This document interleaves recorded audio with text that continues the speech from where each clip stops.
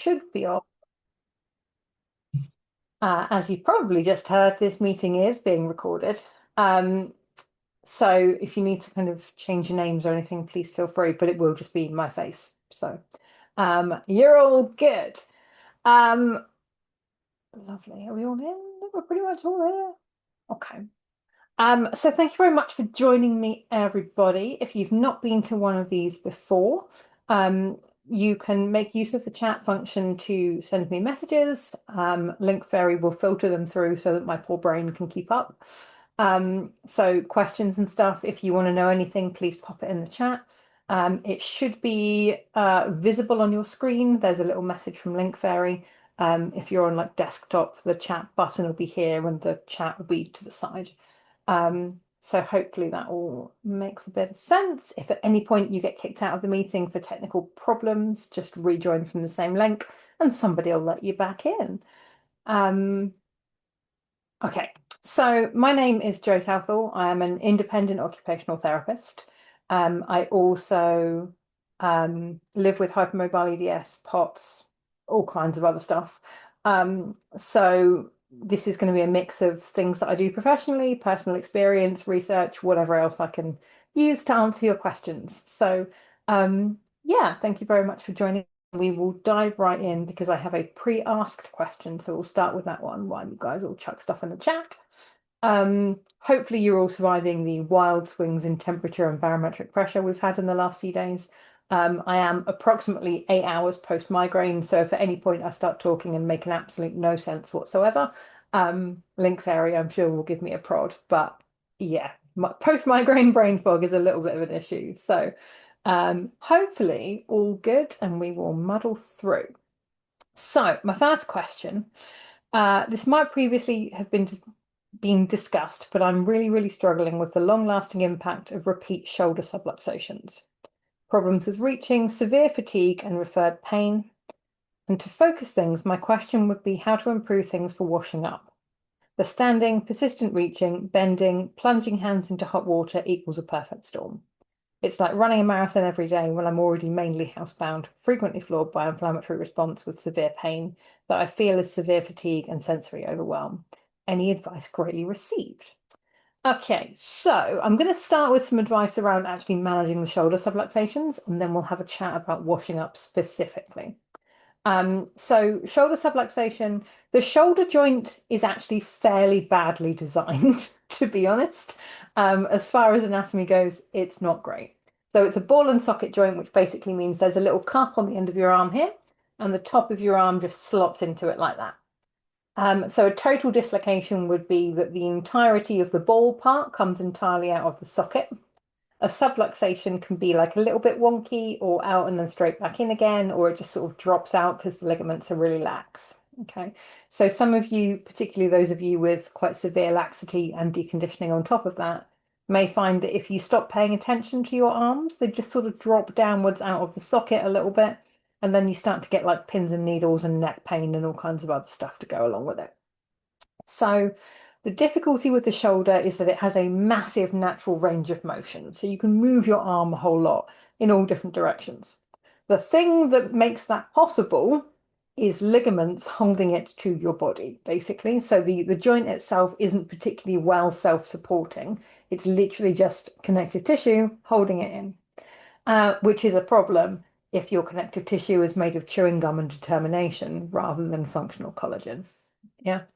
So if you are struggling with dislocations, or even if you've just had one dislocation of your shoulder, whether it was traumatic or just like a random bendy accident, chances are you're going to have it as a repeat issue.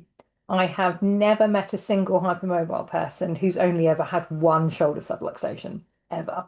If you've done it once, pretty much guarantee it's going to happen again at some point. The more you do it, lax that will get, the more rubbish your ligaments will be, the more wear and tear you're going to get, the more inflamed and the more angry your body is going to be. And this is true for all joints, but particularly for ball and socket joints where you have got that big range of motion. Okay. So essentially the first problem becomes how do we stop that from happening repeatedly? Shoulder braces are an option. Normally, what we'd be looking at doing is combining some kind of restriction to stop you from reaching into positions that are causing the problem with some kind of rehab to try and like resolve the problem. Okay. So we might be looking at bracing or tape in conjunction with physiotherapy and also a little bit of increased body awareness. So, as an example, if the way you put a coat on typically results in shoulder injuries 3 or 4 times a month, we need to look at putting a coat on a different way. Yeah. Um, Part of the issue for a lot of people is that the whole proprioception, the body awareness, means that we're not great at like paying attention to our bodies subconsciously, like it has to be a conscious effort. So things like compression clothing and kinesiology tape can help make it easier for you to unconsciously be aware of what your body is actually getting up to. So a little bit of strapping tape or compression vests, that kind of thing can be quite helpful. My personal favorite would be the like custom made compression tops as opposed to shoulder braces. And part of the reason for that is that shoulder braces are anatomically speaking designed for very sporty, muscly man types.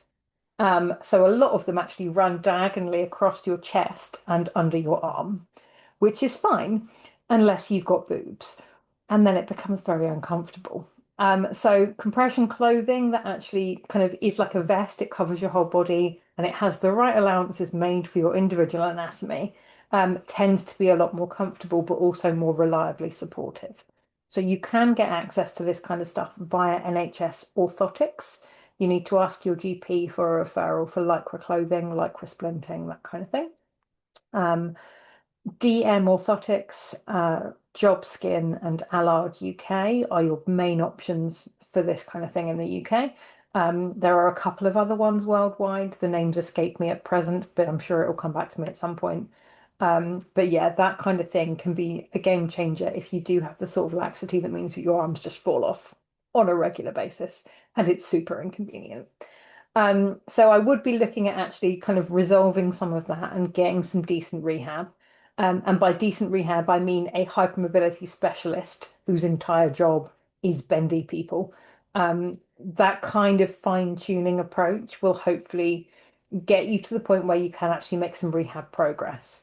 Um, if you can get to the point where your arms don't fall off multiple times a week, your inflammation levels can drop down, your pain can drop down, that tension that you carry in your neck and your shoulders can release a little bit. And then you start to become a little bit more functional again. So it's kind of a combined approach where we can't just do like modifications to washing up.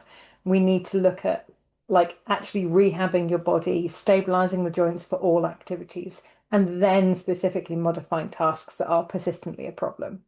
So washing up is a big issue. I am a big fan of the dishwasher. If you don't have space for an actual dishwasher, then tabletop like dishwashers are a thing. So you can get little miniature ones. They kind of look like microwaves, and then you just run a hose down to a sink.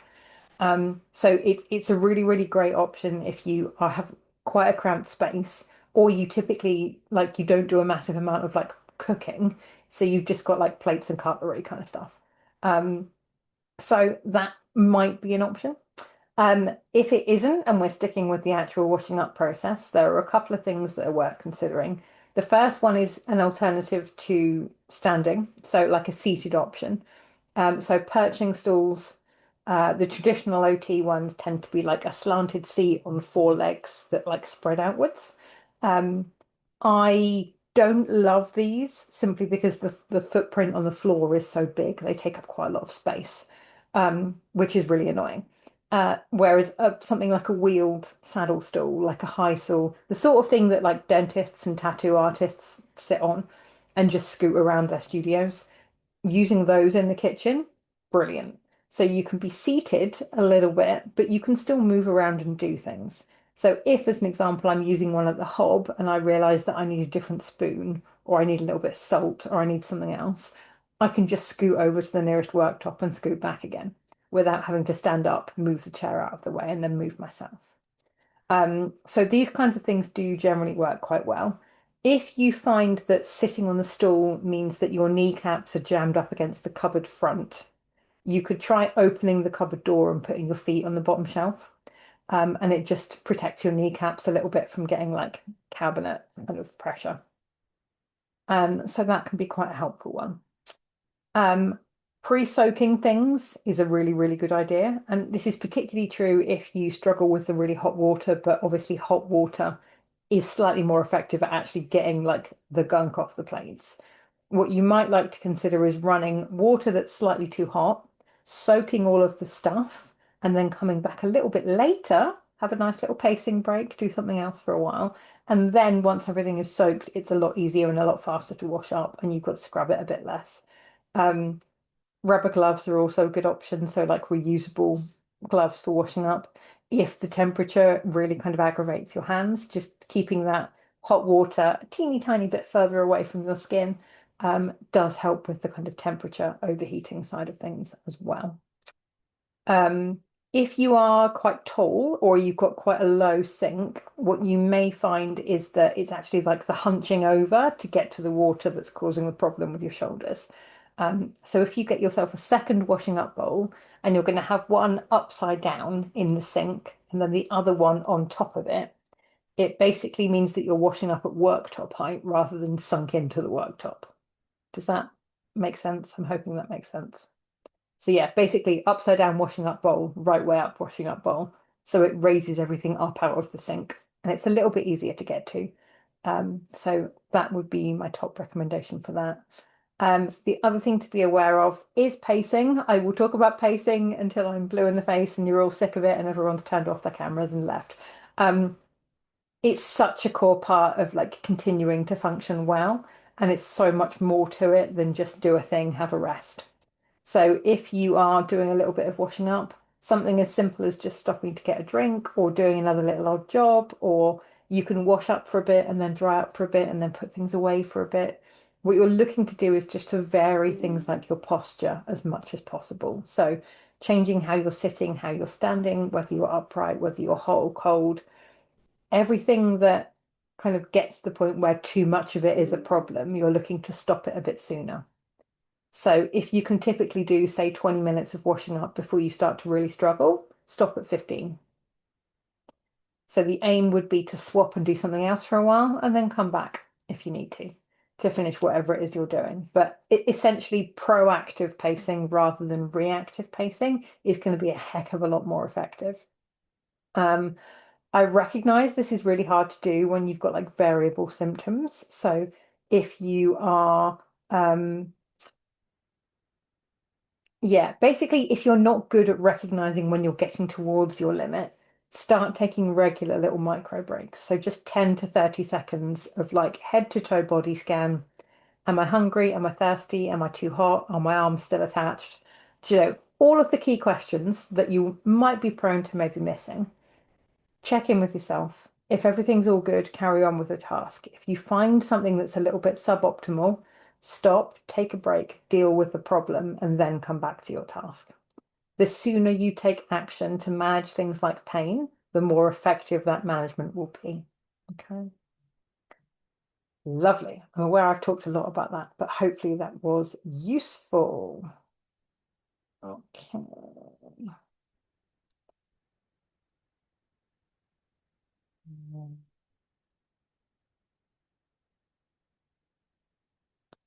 Right.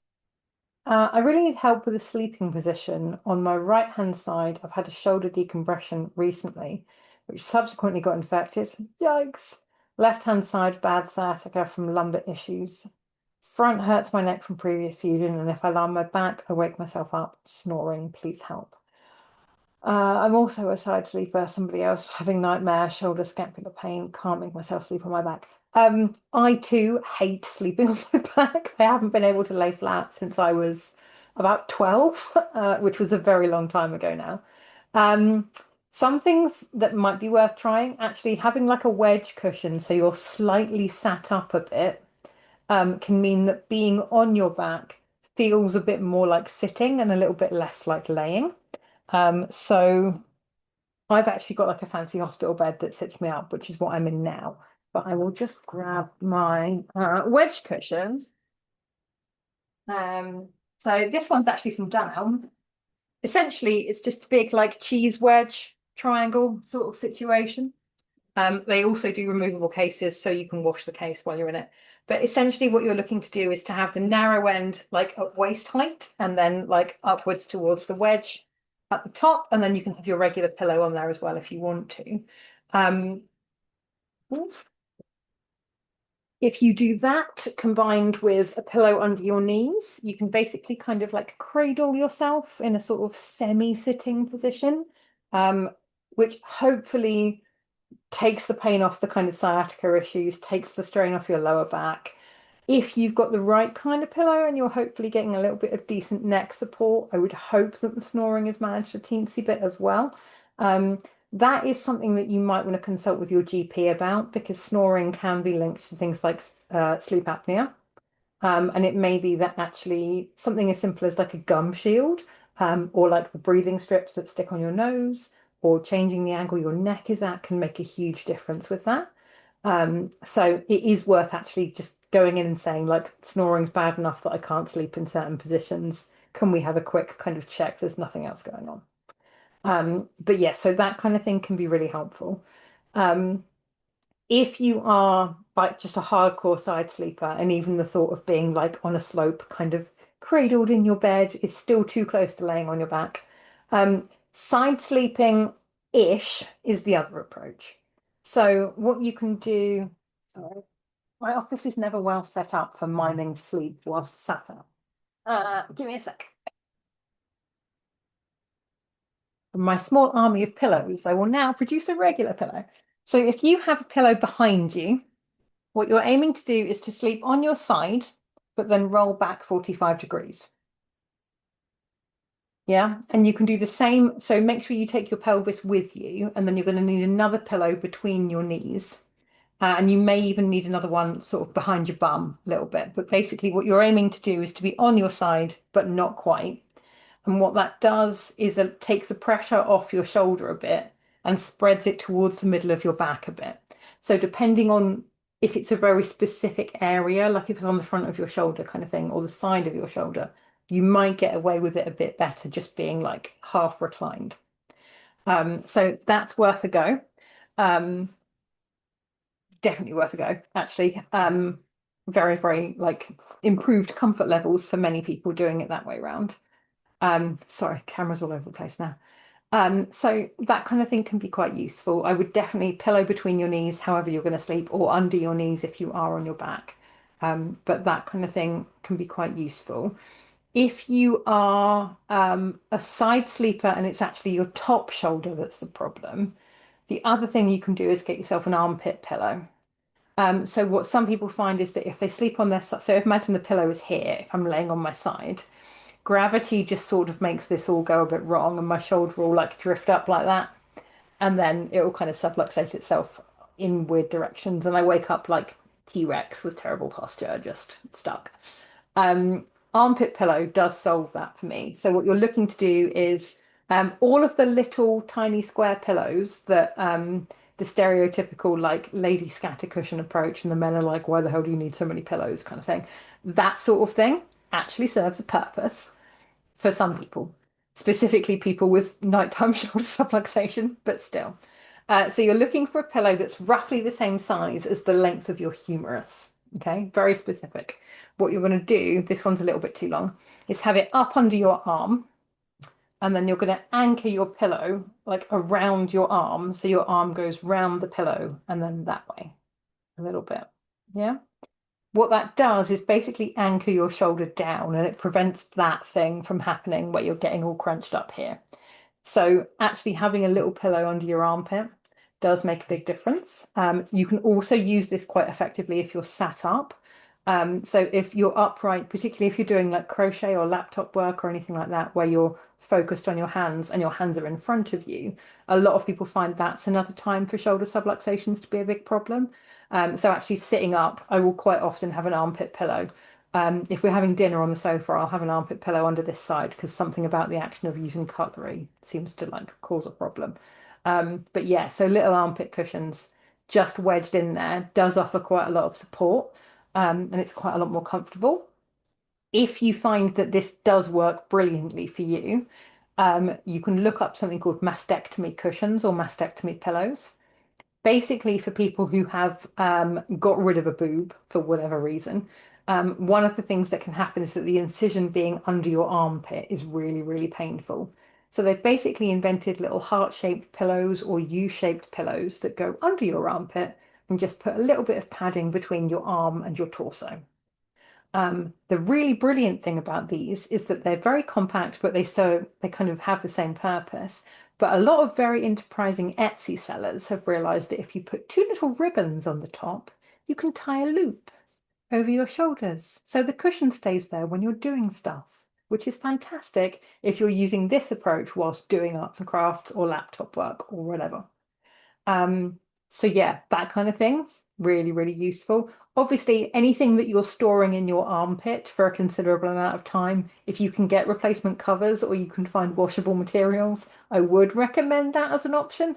But yeah, like armpit cushion all the way. Um, yeah, hopefully that helps a little bit. If anyone else has sleeping hacks, I'm always keen to learn more because it's a whole issue for so many people. Um, The only other thing for like scapular pain as well, um, actually sleeping in a compression vest can be really, really helpful. Not great during heat waves, very, very sweaty, don't recommend. Um, but actually, and actually, if you do find yourself having to sleep in compression vests, window like mesh, insect mesh on windows, so you can have windows open all night, game changer. So I've got like magnetic window screens, which means I can just leave the windows open all night so I don't overheat in heat waves.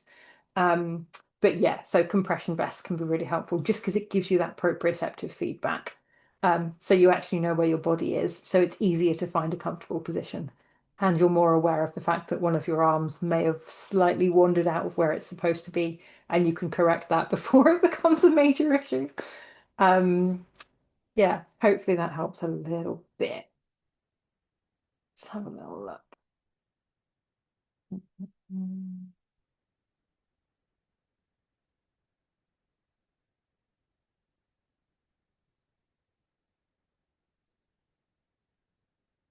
lovely. Okay. So next question. Oh, actually, the only other thing I will mention, TENS machines. Uh, I quite often, when things are really unpleasantly bad with my back, just go to sleep with a TENS machine running. A lot of TENS machines have an auto shut off option. And actually, when things have been desperately bad, I have just run TENS all night. You're not technically supposed to, I don't think. But if you're not sleeping, you're not healing. So you got to do what you got to do, you know? What I would say is if you're sleeping in a TENS machine, tape the electrodes to your body. If not, there is a slim but not non-existent chance that you will manage to get the electrodes either stuck to your bedding or they will peel off your lower back and you will wake up because you just electrocuted yourself on the butt when you roll back onto the TENS electrode slightly later. Um, Trust me, that's learn from my mistakes. You don't need to make that mistake yourself. Take them on. But yeah, it's a good way for pain relief wise. It's a good thing. Sleep and pain in general, quite a lot of people I work with, and I do this with myself. I medicate pain wise a lot more heavily overnight than I do during the day because distraction is a fantastic pain management strategy, and distraction is something that you can't really do when you're trying to fall asleep as effectively. So if your pain really is getting in the way of your sleep, things like amitriptyline, nortriptyline, even just painkillers, paracetamol, that kind of stuff, speak to your GP, or even ask for a pain clinic referral because I think there are times where just we all know a bad night's sleep wrecks you the next day, right? Like, so if you're consistently getting bad sleep all of the time, that really is having a cumulative negative impact on you. And it is worth considering whether you just need to be slightly better medicated to actually get some good rest. Okay, I want to start exercising again from being mainly sedentary for the past 3 years. I'm scared because of my pain, exhaustion, and I also have POTS. I want to know where to start. I used to be very athletic, played netball at county level. Done a GNR a couple of times, walked the London Bridges Challenge. I was a qualified gym and aerobics instructor and walked everywhere whenever possible. I'm newly diagnosed recently with hypermobility syndrome as a result of being diagnosed with ADHD and POTS. Okay. Good on you for getting stuck in with the exercise stuff because it is scary, but it is a good thing. From a hypermobility perspective, your best defense against your arms and legs falling off is being as fit as possible. And from a POTS perspective, a key management strategy is having really good cardio fitness. I am aware both of those things are very hard to accomplish when you live in bodies like ours. One of the things to consider might be actually 3 years of sedentary living, you will have deconditioned. You probably started off in a really, really good position. So you've probably not dropped down into being like severely deconditioned, but from where you were, it will have been a big step down. You may need to consider some kind of prehab before you actually go into like the rehab side of things. So, as an example, just trying to make everyday activities around the house slightly more like exercise to build a bit of stamina, a bit of tolerance for that kind of stuff before you actually start venturing out to like classes or the gym. So, key examples might be if you're on a 30-minute Teams call, you might sit on a wobble cushion on your office chair rather than just on a chair. I do calf raises and squats when I brush my teeth. It took me 7 years to build up to doing actual squats. What I started doing was just sitting on the edge of the bath and then standing up, and then sitting down and then standing up again while I brush my teeth, getting ready for bed. I did like 5 reps to start with, worked my way up to 20, and then started with like 1 squat and then 5 squats, and then gradually built my way up. Um, Things like that can have a measurable impact. Likewise, perfect posture peeing. So if every time you go to the loo, you sit with your shoulders back, you're using your core muscles, you're sitting and you're breathing deeply and doing everything properly. Again, it's just a few seconds extra every day of using your muscles in the way they're supposed to be used. If you are cleaning up the kitchen, pop a bit of music on, dance while you do it.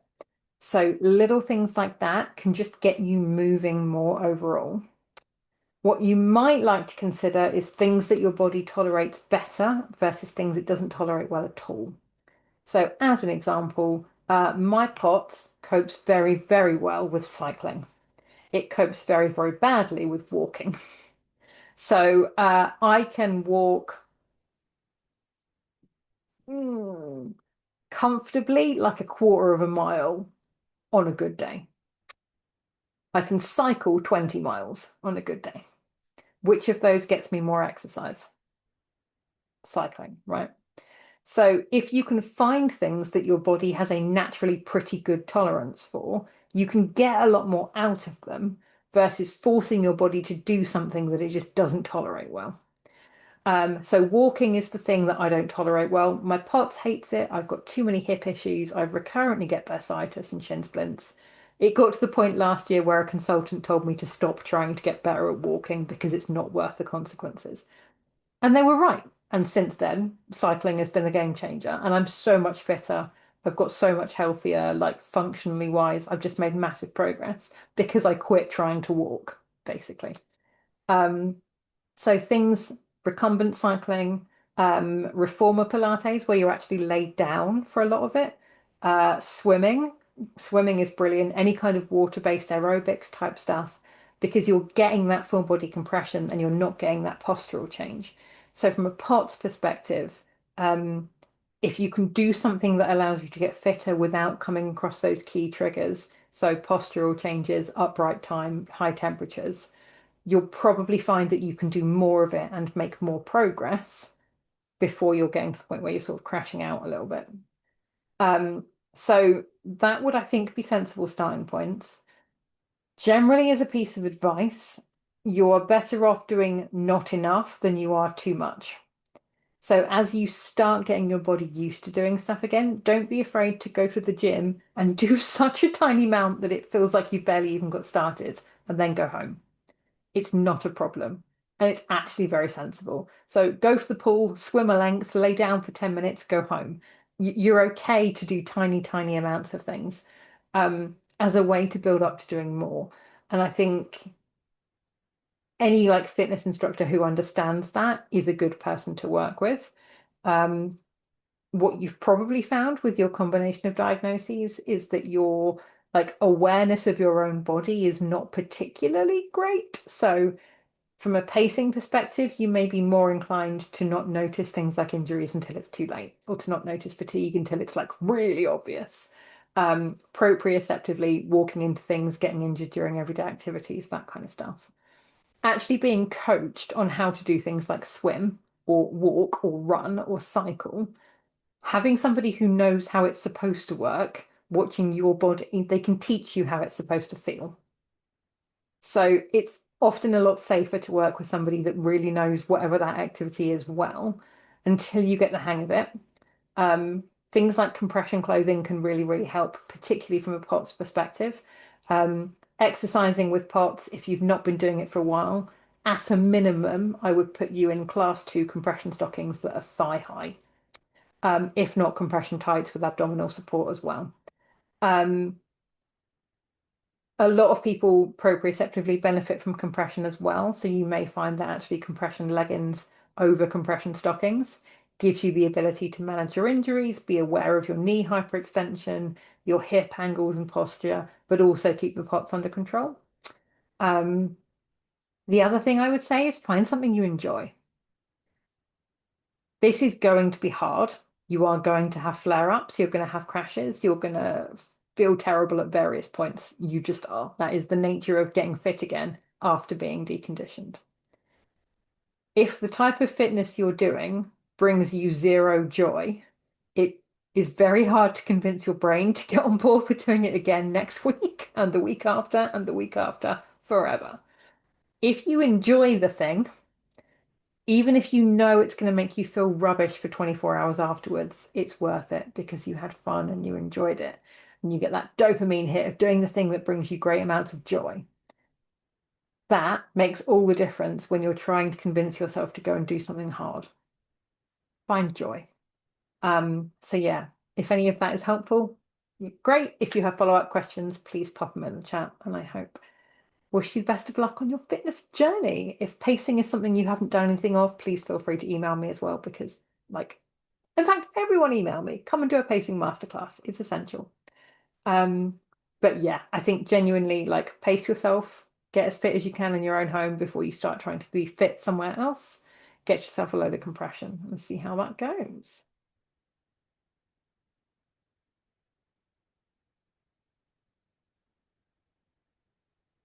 Mm, mm, mm. Sleeping on my tiny sofa, sitting up with feet up, hurts less. Depressed as I want to side sleep. Half sleep. I suspect ribs and rib muscles when semi-conscious. Yeah.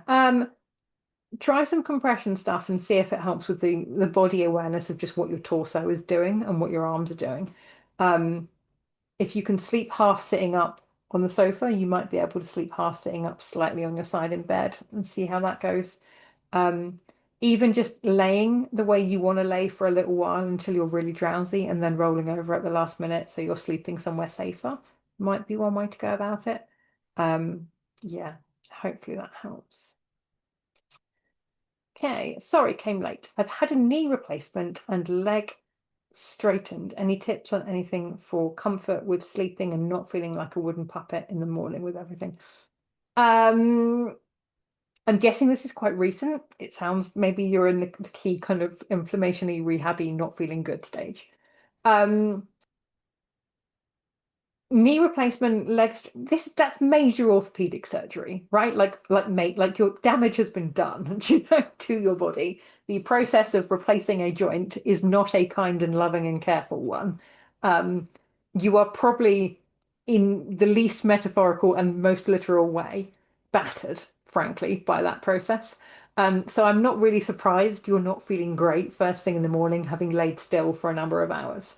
Um, any kind of surgery like that, your body has like a lot of inflammation and stress and tension and anxiety and all the other stuff to work through. And that all has a delayed onset effect.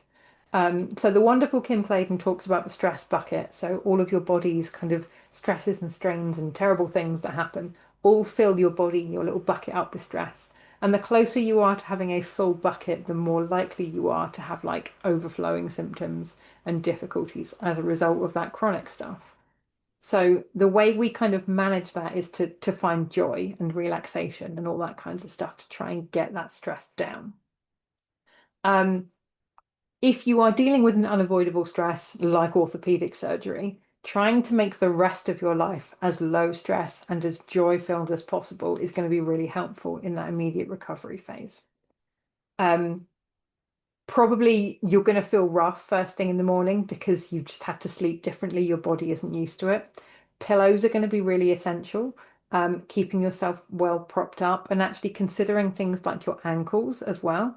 Um, if you sleep on your back, a lot of hypermobile people find they get ankle and foot injuries because it's the weight of the duvet and the weight of the bedding pushing your toes down. So you can actually like get little kind of cage things that like hold the duvet off your body but still trap heat underneath it.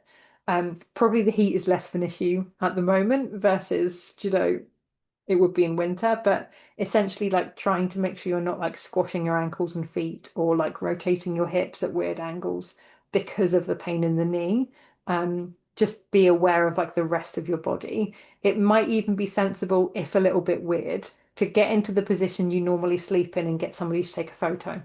Because if you look at that photo, it's sometimes much easier to work out what it is you're actually doing with your body. Um, Whereas I think sometimes relying on our own perception of what we're up to is we're not reliable in that respect. So actually looking at a picture of how you're laying might be helpful. Um, in the morning, a lot of us, the temptation is to like leap out of bed, rush to the loo, do everything as quickly as possible. That's not a good approach. Particularly if you've got POTS, that sudden change in posture and sudden use of energy is not like sensible. That's all the things you want to not do. So what I would actually consider would be to have a gentle kind of movement process in the morning. And it can be as simple as just rolling your shoulders, squeezing and relaxing different muscle groups, like just wiggling your toes, moving your ankles a little bit, just to get your body kind of online and awake before you attempt to get out of bed and weight bear on anything that isn't going to be particularly functional. So it might take you a while to get going, but a little bit of just gentle movement stuff before you try and sit up even is probably going to help with the getting going a little bit. Um, The other thing would be, again, pain relief wise, like we talked about this a bit earlier, but like during the day, we often manage pain quite effectively because we're busy and we're distracted and we're doing stuff. But if you're not distracted and busy, you're not going to be sleeping as well because you're in pain. So it may be that actually overnight pain relief needs a bit of a review with your GP as well. Um, Likewise, anti-inflammatories if you can handle them, because you will be inflamed because the process of what you've had done is pretty brutal. So I hope things improve quickly, but in the meantime, very, very gently getting going in the morning. If you are taking pain relief a lot of the time at the moment, it's sometimes worth setting a reminder. And actually, for everyone with POTS, I would do this. For everyone that's on regular daily medication, I would do this. Don't take your medication when you wake up in the morning and get out of bed, because it means that for the first 15, 20, 30 minutes of the day, you're going around trying to do stuff totally unmedicated. So set your alarm for half an hour before you need to be up, take your medication, immediately go back to sleep. And that way, when you actually have to get up and out of bed, your painkillers have kicked in, your beta blockers have kicked in, your reflux is under control, your digestive system is working, all of that stuff that we typically take meds for in the morning. Yeah. From a POTS perspective, a lot of us don't drink late at night because you don't want to be up 2 or 3 times in the night peeing, right? But that means that you get up first thing in the morning dehydrated, and we all know dehydration is bad from a POTS perspective. So you've been laying down and still and dehydrated for hours, and the first thing you do is sit up, stand up, and immediately walk to the bathroom. And you wonder why you get a little bit dizzy, a little bit kind of fainty getting off the toilet shortly afterwards. All of those things are like the worst things we can do, but we all do them, right? So take your medication, but with like a pint of fluids, isotonic fluids, get some salt in there as well. So rehydration drinks or electrolyte tablets, like along with your morning meds, get yourself hydrated and medicated before you even attempt to get out of bed.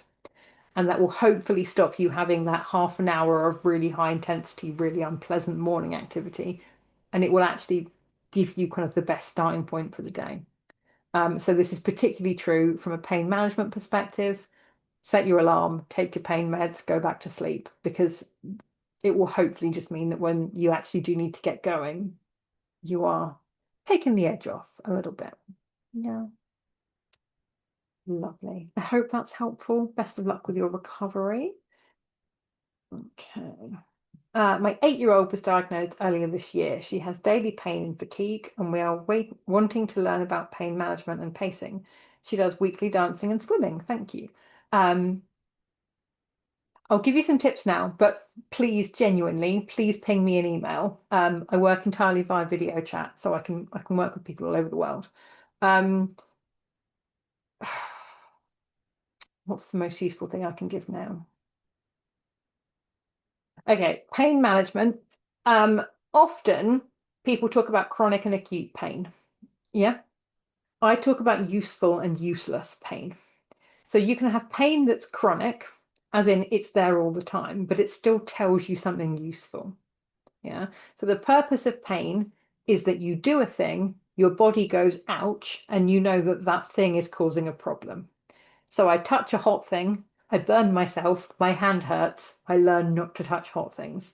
That's how it's supposed to work. What can happen with conditions like ours is that we end up with these like constantly switched on pain signals. So my back might hurt a lot of the time, but there will be times where it hurts significantly more. So it's chronic, but it's also useful, because what have I just done that's aggravated it? What have I done that's caused this flare up? Yeah. So useful information tells us that there's a problem that we need to do something about. So if at the end of this, you've all been sat really, really still, attentively listening to me ramble on, you may have found that you've developed a load of tension in your back and your neck, and you've been sat on a foot wonky, and you're all feeling really awkward now. And as I talk about this, it's made you all fidget. But if you, that kind of pain tells us that we need to move. So we need to take action to address that pain, and the action we need to take is fidgeting. Yeah. So useful pain allows us to identify a problem and do something about it. Useless pain is just unpleasant. It doesn't teach us anything. And a key example of this might be actually if I sprain an ankle and then I do ice, I do rest, I'm on crutches, I've had my anti-inflammatories, I'm doing all the right things, but my ankle still hurts. That's useless pain because I'm already doing all of the right things. I have paid attention to the pain, I have acted on it. At that point, it's useless. That's the kind of pain you can either ignore, or you can medicate into oblivion, or you can distract yourself from, because actually it's not telling you anything that you need to act on. Is this making any sense at all? I hope it's making some sense. So essentially, when you're in pain, the first step is working out, is this the kind of pain that I'm supposed to do something about? Or is it the kind of pain I can just ignore or distract myself from? Yeah, lovely. Um, in terms of the pain stuff, it's going to be really, really like linked with all of the fatigue stuff. If you are in pain all the time, you get tired because of it. And if you're tired all the time, say you don't move, so you sit in the same position for 6 hours, you get in pain because of it. So this stuff is very, very kind of meshed together and linked. In terms of fatigue management, the biggest thing I can teach is probably like the boom and bust cycle. So what happens is you will have a pretty good day, and you decide that on that day you will do every conceivable thing you possibly can and use as much energy as possible, and everyone will have the best time, and you've cleared all the to-do list and whatever. As a result of that, you crash, and you crash hard, which means you have a day off, which means the next day you feel like you have to push again to make up for the fact that you spent 12 hours in bed the previous day. So what happens is you get trapped in this cycle of doing all the things and recovering, doing all the things, recovering, doing all the things, recovering. If we're looking at school age kids, this can be like Monday is busy, Tuesday was really tough, Wednesday they were off sick, Thursday was really hard, Friday was even harder, spend the entire weekend asleep. Yeah. Um, Likewise, it can be a shorter or longer turnaround. So sometimes it's feeling pretty good in the morning, go to school, just about make it through school, get home from school, cry, really, really struggle, curl up in bed, feeling really sorry for yourself, not enjoy your evenings at all, not have the energy to eat, all that kind of stuff. These patterns are all boom and bust. It's just the time frame that varies. What you need to do for effective fatigue management is level that off. And it may mean you hold back on good days a little bit, but it's so that the next day isn't so bad and you can do a little bit more. So if you are functional at least a little bit most of the time, it's a lot easier to then go, actually, I'm going to do that tomorrow because you've got a decent degree of confidence in the fact that you will actually be able to do it tomorrow. Yeah. Whereas if you're living in this boom and bust pattern, you feel like you have to live in the moment. So as soon as you get a good day, you do all the things, but that guarantees it's followed by a bad day. Yeah. So what we can start to do is modify our days and the structure of our week and how we socialize to maximize our chances of being able to do it. So when you think about activities, think about the purpose of that activity. A dinner party with my friends, the purpose of that is to see my friends and socialize and maybe to eat some good food. A dinner party is a very, very difficult thing for me to accomplish that uses all of my energy.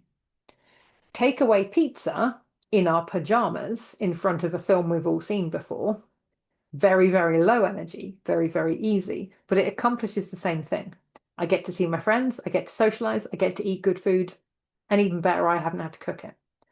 So things like socializing, if we can level it off a little bit so that you can start to do stuff, but in a way that supports your energy usage, you get to still have a little bit of a quality of life, but you're not pushing yourself way beyond your limits on a regular basis.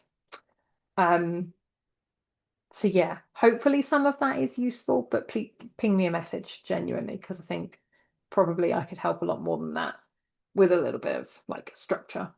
Um, Things like dancing and swimming, actually get there early, recover from the transport stuff, have a little lay down, have a little drink, have a little snack, whatever you need to do, gentle stretching, and then you do a little bit of the activity, and then you maybe sit out for like 2 minutes, but do something else. So you can be in charge of music, or you can just talk to friends, or you can sit on the side of the pool and people watch or whatever.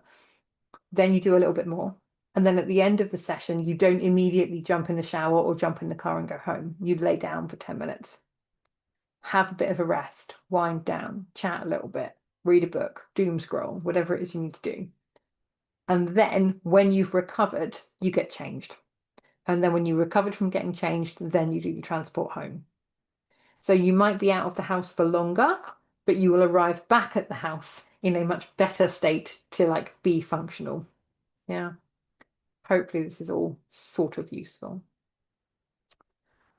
Okay. Any recommendations for specific compression leggings or socks?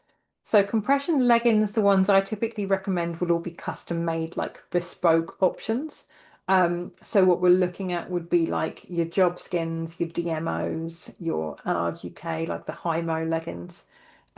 Generally speaking, the thing with compression that's most important is the fit. So if you are using custom options, like it will be fitted to you. If you're using off-the-shelf options, the trick is to find something that's designed for your body shape and body type. So if you are naturally very, very like curvy or very kind of bottom heavy anatomy wise, or you've got really, really slim ankles, but quite a big butt, that kind of thing, off-the-shelf compression aimed at athletes who are very, very slim and very, very toned will be too tight in some areas and much too loose in others. Yeah. Whereas something aimed at, I don't know, lymphedema management, as an example, is more likely to fit other body types. Does that make a bit of sense? What you're looking for is compression clothing that provides equal amounts of compression across the entire body part.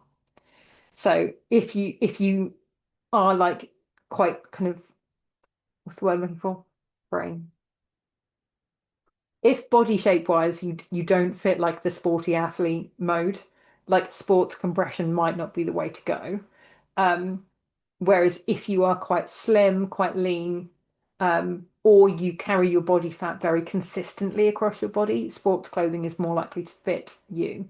Um, the other thing to be aware of is that shapewear can sometimes be just as effective, but comes in a different range of sizes. So a good pair of Spanx is a fantastic option for hip stability.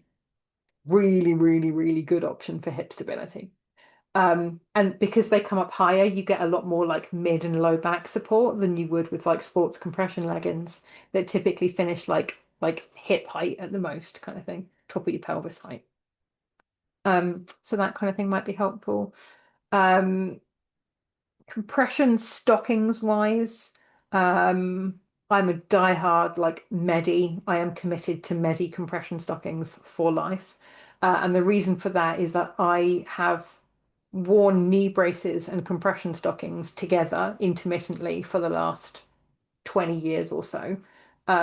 Medi are the only brand of compression tights I've ever been able to wear that I have Velcroed and they have come away unscathed. So after that, I was like, you know what? No, I'm not going to bother shopping around. I'm sold. Um, to have compression tights that you can Velcro and they're okay afterwards. That was all I needed to know. They do also do open toe varieties of a lot of their compression stockings, including the thigh high ones. And the reason I like that is that you can wear flip-flops with them in summer. So if you are just popping out to like, I don't know, put something in the compost bin, or you just need to go to the car and back again, you don't have to worry about putting shoes on. You can just slip into flip-flops without it like wrecking your compression stockings. And because they're open toe, it also means you can wear open toe shoes without it having that like socks and sandals vibe, which is quite a nice thing. If you're, you enjoy getting a pedicure, that kind of thing, like you can actually feel a little bit classier. Um, so yeah, gives you some options. But yeah, stockings wise, um, compression stockings are actually available on prescription. So if your GP is happy to write you a prescription, you can just go to a pharmacy and you can just get them from a pharmacy. What I will forewarn you is that the prescription ones come in a much more limited range of colours. And we're typically talking about like fake tan orange and Victorian ghost pale and black. And those are your options. So it's not the most diverse or inclusive range of skin tones available, whereas a lot of other brands out there do actually have, like when I say nude, like it actually looks like a different range of people in a different range of skin tones rather than fake tan or Victorian ghost. Um, if you are Victorian Ghost, great, fine. But do like, yeah, it's just a better option out there. So hopefully that helps a little bit. Um, any tips or links re perimenopause and hypermobility? I know estrogen is important for joints. Any research knowledge out there to help manage? I have more bad bendy problems in my 40s. Um,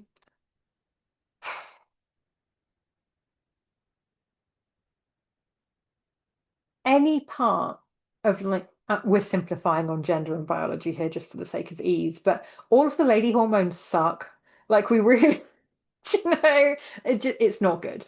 Um, I had a conversation with an HRT nurse once who actually found that low dose testosterone was really, really useful in perimenopause. And one of the things it was useful for in hypermobile people was maintaining muscle mass because we tend to decondition really, really badly post 40, particularly post 50, like not good. So it might actually,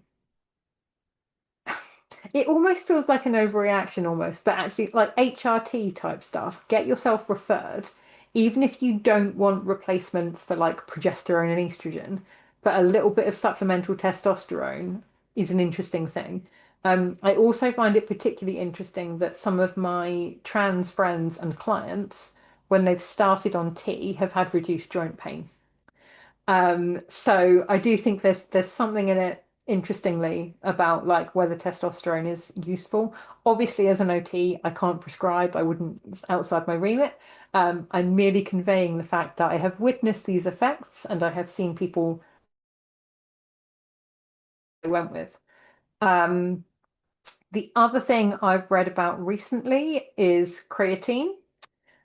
So creatine, gym bros' best friend, like all of the gym bro dudes like to have it in their pre-workout stuff.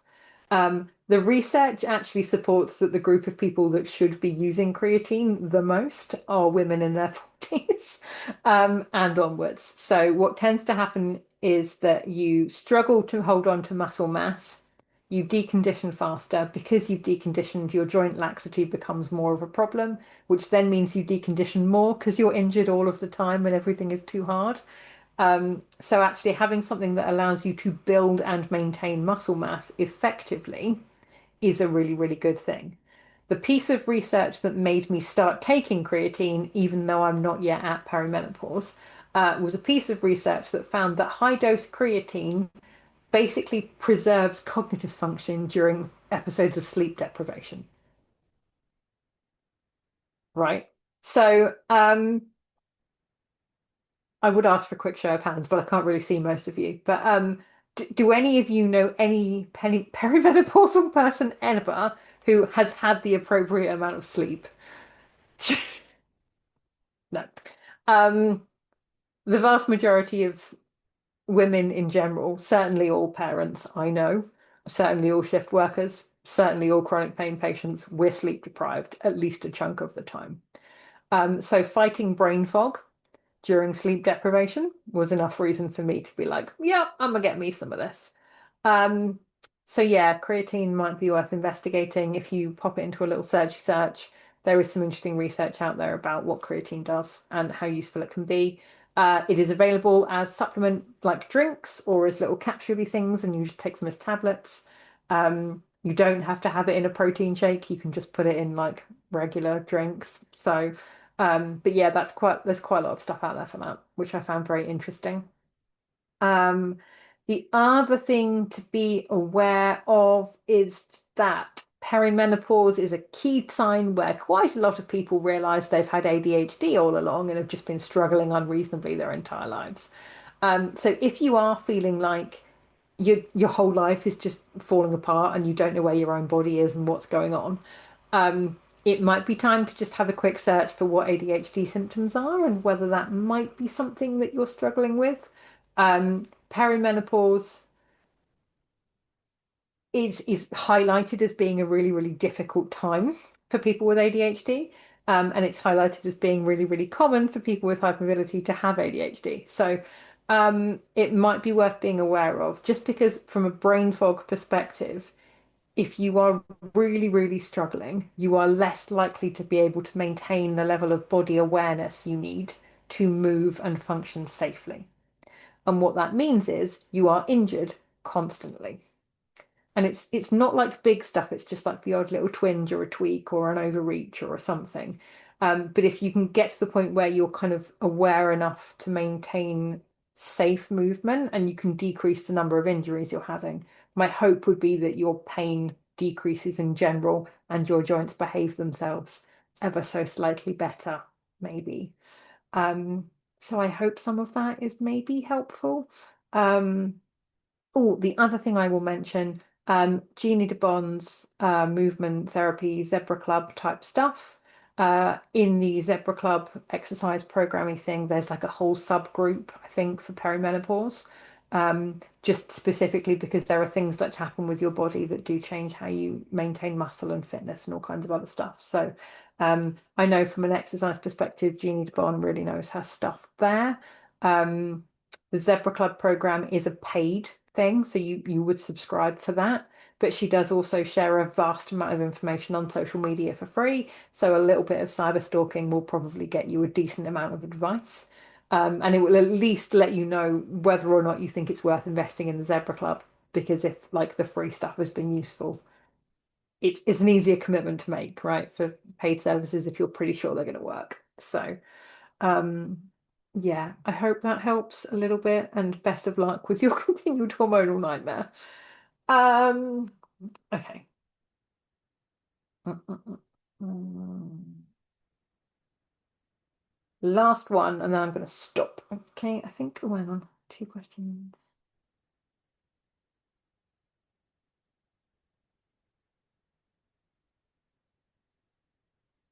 Oh, I've had two. I'm pushing for time. Okay, I'll do two more questions. So, I've got an unstable SI joint, have requested an MSK referral, and will ask for an HSD expert physio whilst waiting. I have perineal bone, spasmodic neuralgia. Wearing an SI belt is bad. Any other issues? Oh, wearing an SI belt if bad. Any other ideas, please? I would wear it when it isn't bad too. Because if you've got a decent amount of instability going, the neuralgia is probably flaring up in response to that. So if you're only kind of protecting it splinting wise when it's really, really bad, I would maybe consider wearing the SI belt slightly more often, and specifically for anything that has a known history of aggravating it. So bending, reaching, standing, lifting, all that kind of stuff. Um, SI belts in general, I don't recommend very often. The one specific exception to that, it's called the Sacrofix, and it's basically a pair of hot pants with Velcro tabs on them. So the SI belt Velcros to the hot pants, and it fixes a very specific problem. And the specific problem is when you're wearing an SI belt, as soon as you sit down, it immediately rides up and falls out of position. But it doesn't with the Sacrofix. So if you're the sort of person that has regular sitting down breaks, or if you're up and about quite a lot, or just generally find the SI belt doesn't stay put, Sacrofix is a game changer. It is available via NHS Orthotics as well. So my hope would be that the MSK person can either refer you to orthotics or you, if you can just purchase it yourself. I do think it's a worthwhile investment for anyone who has benefited from an SI belt. Sacrofix is just better. Um, it just is. It's just better. So lovely. Okay. Final one. I am mad and will be moving the contents of my flat into storage over the next 2 to 3 weeks. My back corselet no longer fits. Any recommendations for weightlifting belts or back braces? Oh, not really. Again, it very much depends on like fit, but it's not necessarily the product, but how it supports your individual body, which is why from an orthotics perspective, like back bracing is something I would always recommend people get fitted for. Um, Genuinely, in this sort of situation, um, I would be looking to bribe my friends with pizza or pay movers. Really genuinely have a think about whether it's worth the damage it's going to do to your body to do this independently, or whether there is room for bribery, pizza related bribery, or an extended deadline so you can pace it out a little bit better, maybe. Um, yeah, back bracelet. My only advice really would be if you can go somewhere to try on supports, try them on and see if they fit. Um, if it's the kind of corset type thing that has um like the normal like corset busk fittings, is it Timeless Trends? I want to say Timeless Trends. Lucy's Corsetry shared it, but she's basically invented like a corset extender panel that goes on the front of corsets. So you hook your corset onto the front of the extender panel and it gives you like 4 to 6 extra inches. So if it's like a properly decent corset that really does like works really well for you, that might be a worthwhile investment. Um, but yeah, other than that, I would be trying things on, bribing friends to do the heavy lifting for me or paying movers because however you do it, best of luck. Please be careful. I hope it doesn't go too badly and best of luck with the move. Um, okay. I think that is it. Calling time. I hope this has been a really, really useful session. Thank you all very much for coming and for your very interesting questions. It's been a really, really nice session. So, yeah, a few more comments in the chat. I'll have a scroll through the chat in there, but um, yeah, brilliant. Thank you very much. Please do come again next month. Um, if you can give any feedback, please do give it. It's really, really useful for us to hear like what's been useful, what you maybe haven't liked, if there's anything we can improve on, because I really want this to be a super useful session for everyone. So do give feedback if you've got any. I will be back next month, same time, same place. new link, so make sure you register again next time. I do occasionally get to like bring special guests on, so I'm hoping to bring some people in to talk about specific subjects in the future. If there are specific topics you desperately want covered, please do let the HMSA know so that we can bully the medical advisory people into joining me, in the hopes that we can get you as much information as you want. So I hope it's been useful. Thank you all very much. Good luck with the rest of the heatwave summer, and I will hopefully see some of you next month. Take care. Bye.